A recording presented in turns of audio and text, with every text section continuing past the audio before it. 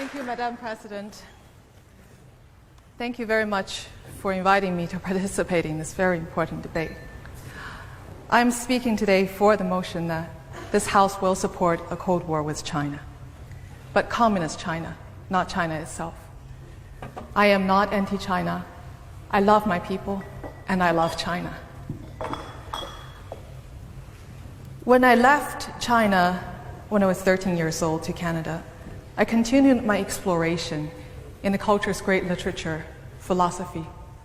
And I know that by heart, that China's philosophical and cultural tradition does not necessarily set it against Western values. In fact, it is entirely possible for a strong and prosperous China to coexist with the West. Look at Taiwan, or look to history. For centuries, China embraced the Confucian outlook and was mostly an inward-oriented empire.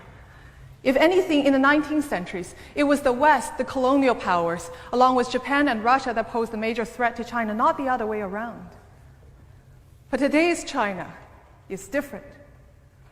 We're now dealing with a one-party authoritarian, mercantilist state that is openly hostile to Western value and the international system. In considering China's threat, communist China's threat, there are many angles we could explore. We could talk about China's economic warfare, how its state-sanctioned intellectual property theft has cost Western nations trillions of dollars annually, or its exploitation of the WTO. We could talk about China's cyber warfare. UK just signed a deal supporting Huawei to be a leading role in its 5G network building. That's like inviting a Trojan horse.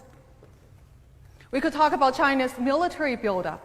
Its aggression in the South China Sea not only threatens regional peace and open trade, but undermines the international law that preserves openness and order.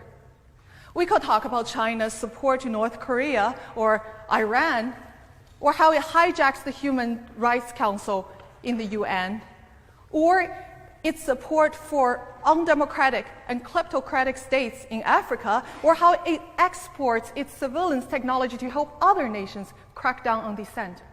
We could talk about its lax regulatory system brings dangerous exports to our shores, or its censorship of information endangers global health. Now the coronavirus outbreak is a perfect example.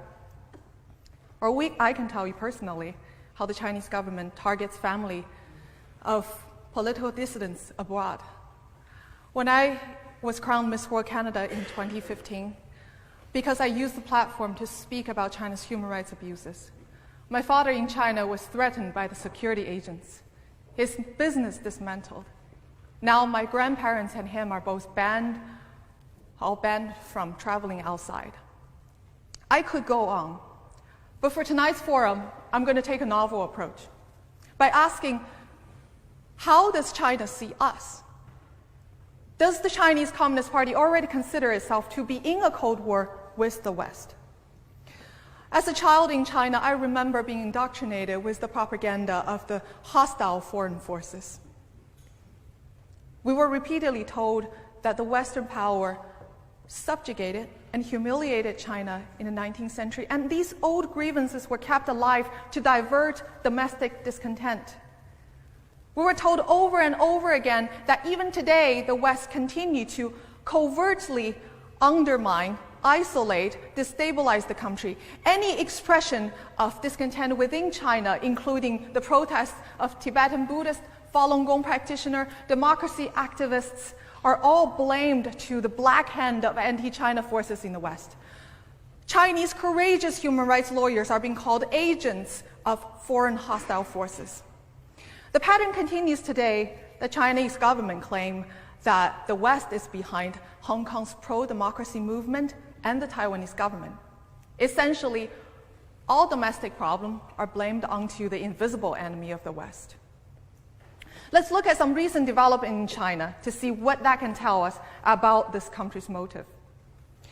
In 2017, China banned foreign NGOs from operating within the country unless they submit to government control.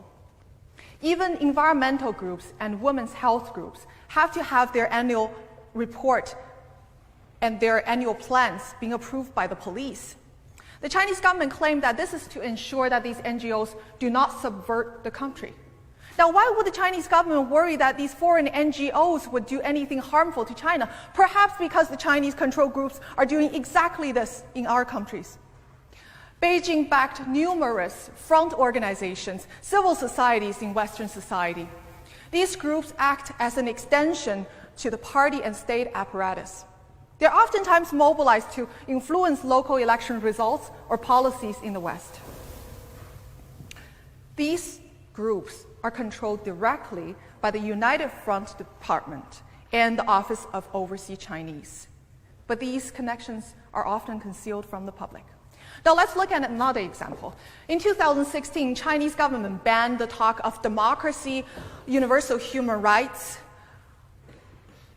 rule of law in Chinese classrooms and curriculum.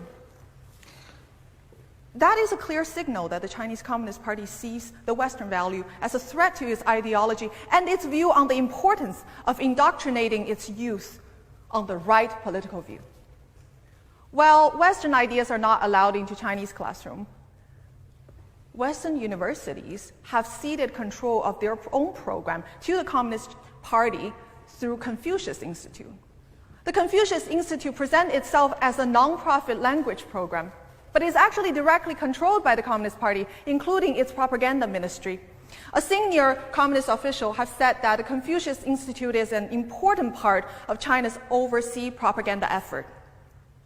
Yet these institutes are embedded in hundreds of universities in the West, raising troubling questions on academic freedom and freedom of expression on university campuses. The story is similar in entertainment and media area. China obsessively censors the internet. It only allows a small number of foreign film into the country each year, carefully screened, carefully edited. Even children's animated film like Zootopia is attacked as Western propaganda. Now, the situation in the West is vastly different. New York Times, Washington Post, Wall Street Journal, Telegraph, these papers all run paid news supplements from China Daily, a communist mouthpiece. Companies with deep ties with the Chinese Communist Party are now buying or entering joint ventures with major Hollywood studios, creating strong financial incentive for self-censorship. Chinese companies already own some of the biggest movie theater chains in the West. Now they get to control what the Western audience get to see or not to see, what is getting to produced, what not. It's increasingly unlikely that we will see a film that is produced about the Cultural Revolution, the Tiananmen Massacre, Tibetan, Falun Gong, or Uyghurs in the Hollywood. Now, one may say that our democratic and open Western values are more resilient than China's brutal authoritarianism.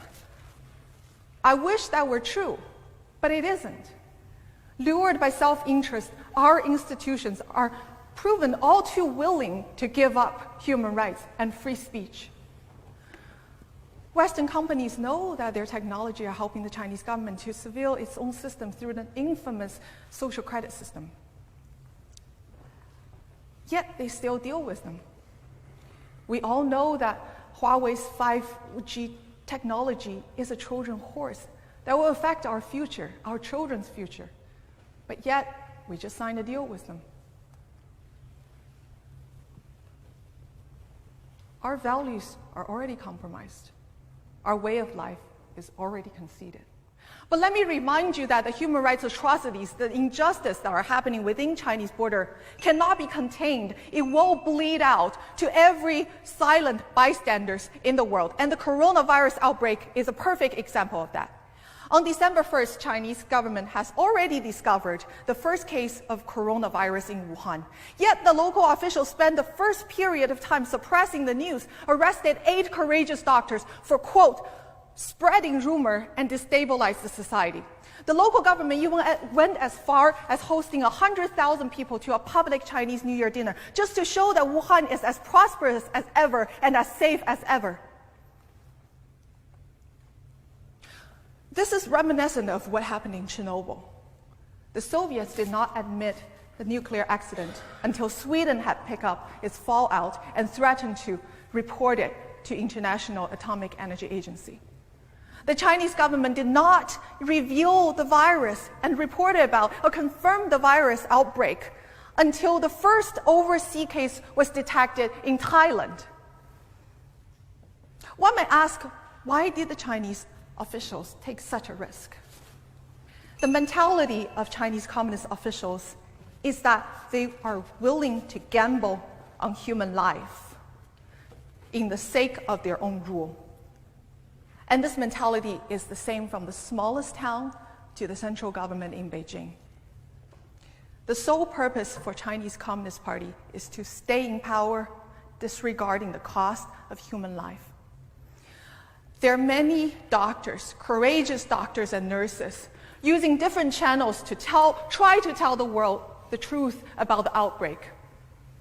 They reported that the hospitals are over capacity, doctors and nurses are infected, many people are turned away to self-quarantine at home, many people are dying. The life under authoritarian Chinese Communist Party is a life without God's grace. It's a life where your innate worth as a human being is never recognized and your value is judged solely on your use for the Chinese Communist Party. And that was my childhood. I want to close by reminding everyone that supporting a Cold War with China, Communist China, you're standing with the Chinese people. By confronting a regime that's brought turmoil and suffering onto this ancient land for decades. I also want to leave you with this question. If the Chinese Communist government does not treat its own citizens with any respect, why should us in the West expect ourselves to be treated any differently? Thank you.